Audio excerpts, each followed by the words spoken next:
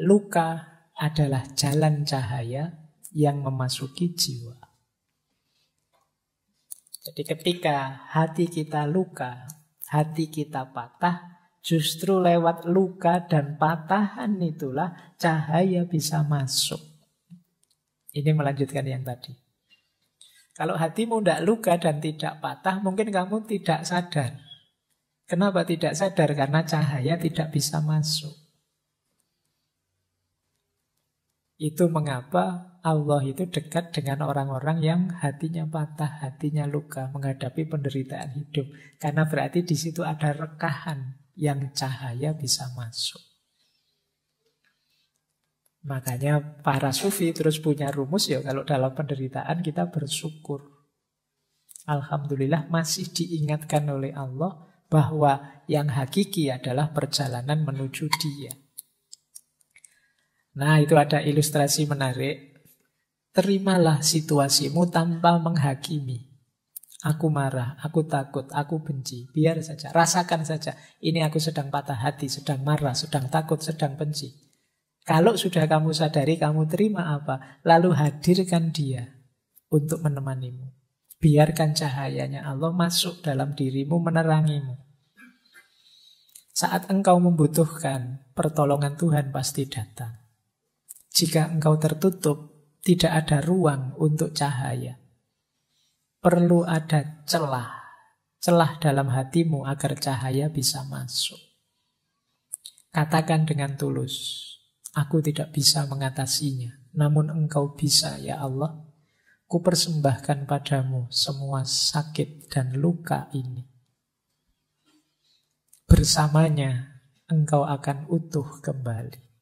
Cinta, kedamaian, keindahan, hidup kembali. Dirimu yang sejati tidak berkurang sedikit pun. Lalu bersyukurlah. Luka bukanlah ujung dari segalanya. Sebaliknya, luka adalah jalur rahmat yang memungkinkan cahaya memasuki ke dalam jiwa kita. Saat kita terluka dan patah hati, justru disitulah cahaya mulai merambah ke dalam ruang batin kita. Video kali ini akan melanjutkan pembahasan sebelumnya, yang akan mengajak kita untuk merenung. Jika hati kita tak pernah terluka dan tak pernah patah, mungkinkah kita akan menyadari kehadiran Allah? Mengapa bisa demikian? Karena cahaya tidak bisa menyinari hati yang utuh. Oleh karena itu, mengapa Allah cenderung dekat dengan mereka yang mengalami patah hati dan sedang menghadapi penderitaan hidup? Pertanyaan ini membuka jendela menuju pemahaman bahwa di dalam setiap Pertanyaan ini membuka jendela menuju pemahaman bahwa di dalam setiap kehancuran terdapat rekahan yang memungkinkan cahaya untuk memasuki jiwa kita. Rumusan ini bukanlah sesuatu yang baru. Sepanjang sejarah, para sufi telah menjaga kebijaksanaan ini. Ketika kita menghadapi penderitaan, bersyukurlah. Sebab itu adalah pengingat dari Allah bahwa pelajaran sejati kita adalah perjalanan menujunya. Mari kita eksplorasi lebih lanjut dan biarkan cahaya Allah menerangi setiap sudut gelap dalam perjalanan untuk menyembuhkan dan menerima wahyu darinya.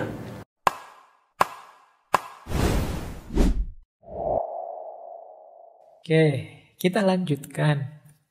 Sekarang kita masuk ke murid beliau, Maulana Jalaluddin Rumi.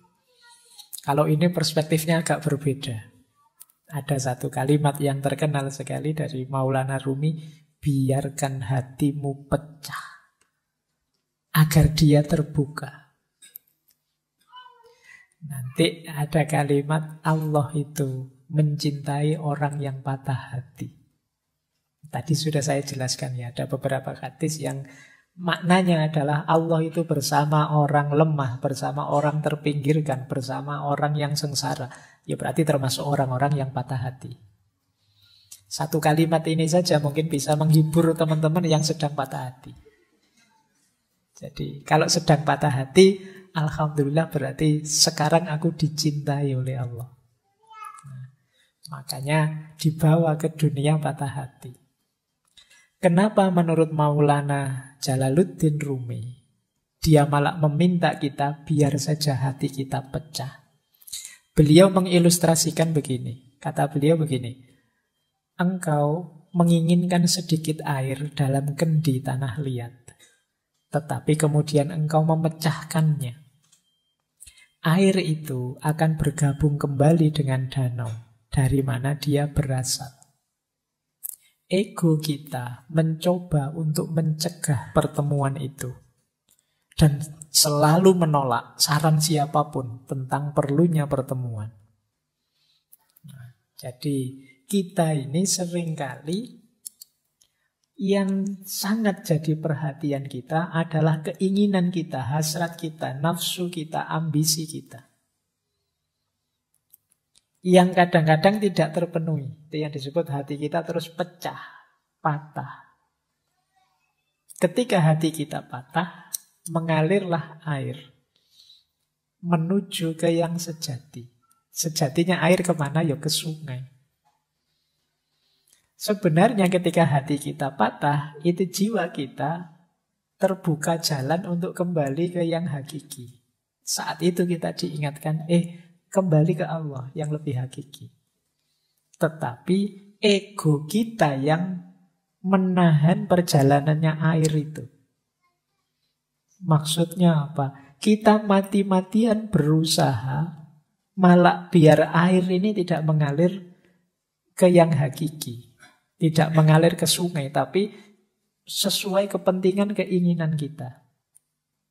Ketika kita kecewa, misalnya patah hati ditinggal pasangan kita, itu kan kita justru energi paling besar yang kita lakukan adalah gimana caranya agar bisa balik kembali. Kita lupa bahwa ada proses yang lebih ideal, yaitu kembali kepada Allah. Nah, kata Maulana Rumi, tujuan utama latihan-latihan spiritual dalam tradisi manapun, baik timur maupun barat, adalah untuk memungkinkan kita mengatasi keberatan yang diajukan oleh ego. Sehingga kita dapat melanjutkan perjalanan kita ke samudra persatuan. Jadi ketika kita belajar tasawuf, melatih batin, suluk lewat para mursyid, lewat tradisi-tradisi tirakat dan lain sebagainya, itu sebenarnya melatih ego kita. Wahai ego, jangan ke sana. Ada jalan yang lebih hakiki, yaitu ke ranah ilahiyah. Nah, jadi ilustrasi dari Maulana Rumi itu, perjalanan batin kita itu seperti air dalam kendi. Air dalam kendi itu kan tujuannya untuk kita minum. Kita minum itu berarti untuk memenuhi keinginan kita. Ketika kita patah hati, seperti kendi yang pecah. Berarti apa? Yang semula untuk memenuhi keinginan kita sekarang keluar, mengalir. Mengalir ini sebenarnya baik. Kenapa? Dia akan mengalir bersatu dengan aslinya. Tempat asalnya, yaitu sungai. Tapi kita yang sudah terlanjur punya nafsu untuk minum, ini ego. Biasanya mati-matian gimana caranya air ini tidak mengalir ke sungai, tapi memenuhi kehausan kita. Nah, dari situlah kemudian kata Maulana Rumi, ketika orang belajar olah batin lewat tasawuf, mistik, dan lain sebagainya, itu tujuannya dalam rangka orang sadar. Ini air ini mengalir ke sana, jangan dihalangi. Ikhlaskan. Ini namanya melatih ego tadi. Jadi maka biarkan hatimu pecah. Berarti sekarang saatnya kamu kembali ke ranah ilahiyah. Justru sekarang terbuka jalan. Kalau hatimu tidak pecah, ya kamu tetap akan memanjakan nafsu, hasrat, ambisi duniawimu. Kalau hatimu tidak pecah, ya kamu lupa bahwa aslinya air itu bergabung ke sungai. Jadi inilah salah satu ilustrasi dari Maulana Jalaluddin Rumi. Makanya beliau bilang, biarkan hatimu pecah agar dia terbuka.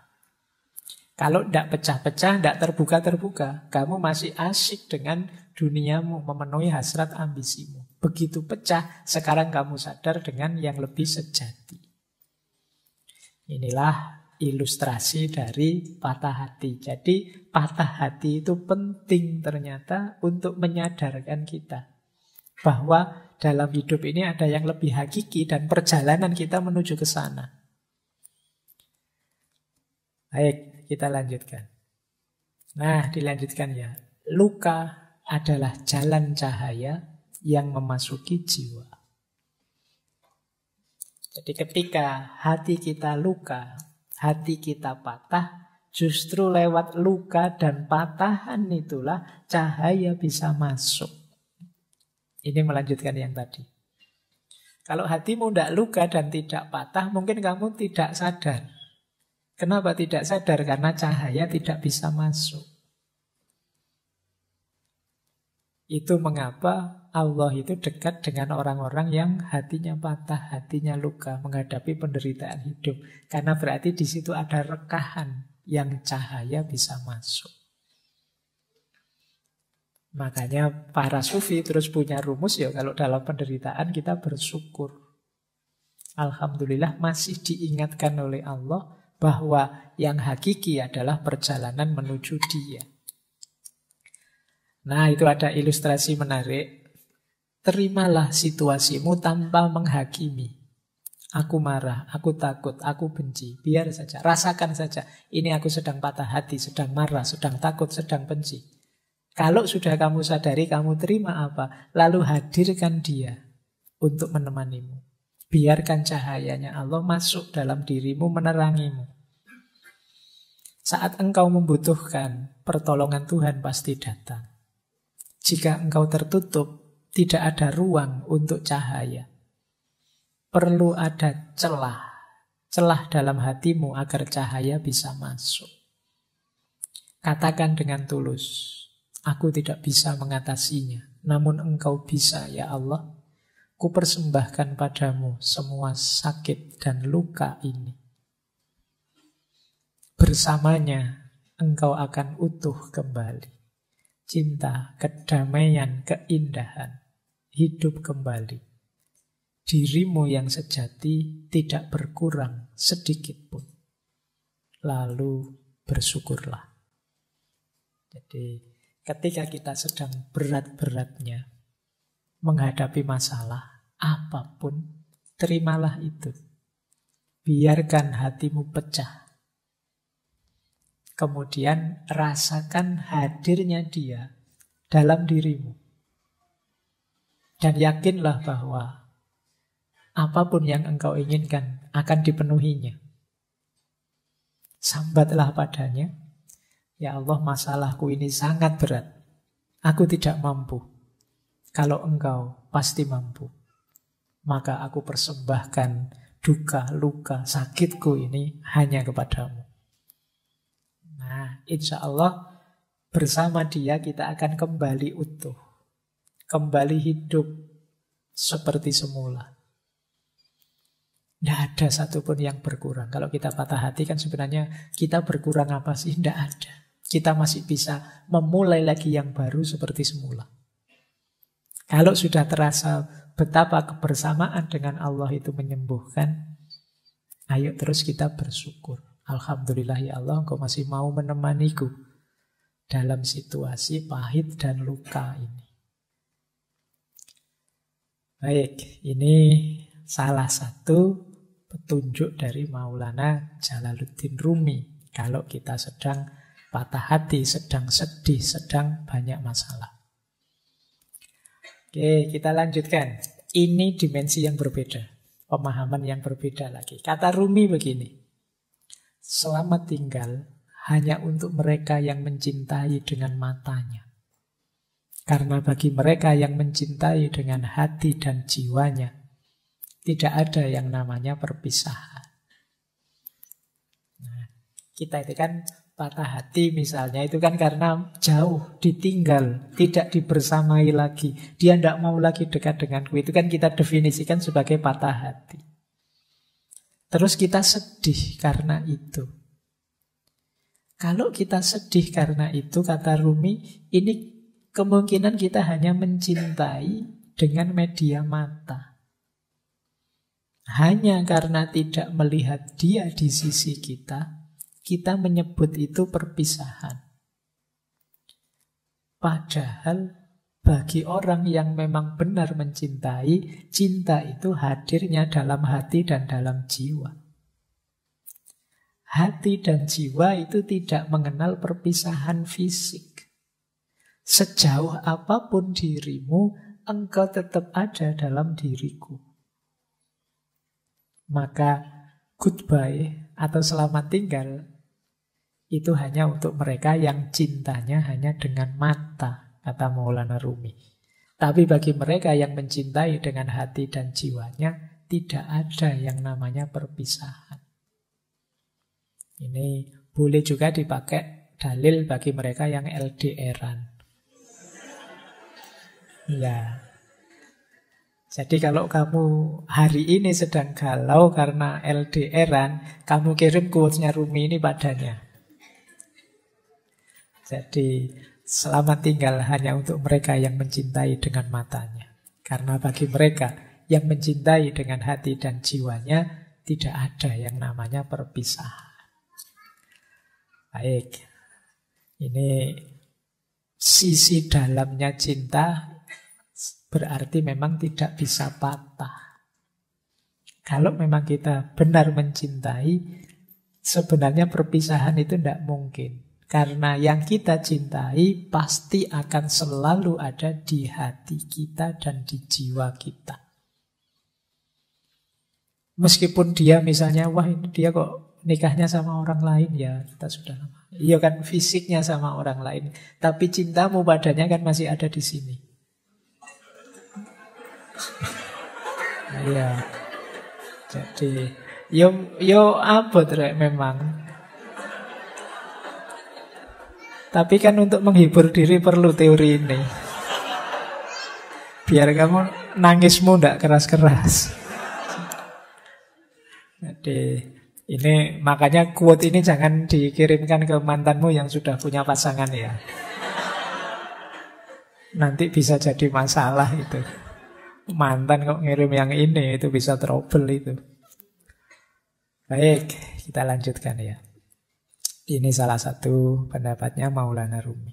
Ini menarik kalimat ini. Biarlah sang pecinta menjadi tercela, menjadi gila, menjadi linglung. Orang yang sadar akan khawatir tentang hal-hal buruk.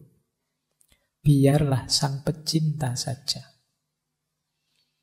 Ini sebenarnya ingin bilang, orang itu kalau memang benar mencintai, dia tidak akan peduli. Dianggap tercela, dianggap gila, dianggap linglung. Ya konteksnya Maulana Rumi ini cinta ilahiyah ya, cinta kepada Allah. Meskipun sebenarnya cinta pada pasangan kadang-kadang juga ada yang selevel ini. Orang normal yang sadar biasanya tidak senang dengan disebut gila, disebut orang bingung, disebut kamu itu mbok yang waras. Kita kan orang normal itu tidak senang begitu. Tapi orang yang mencintai tidak peduli. Disebut tidak waras tidak masalah. Disebut gila juga tidak masalah. Disebut ngayal juga tidak masalah, tidak apa-apa.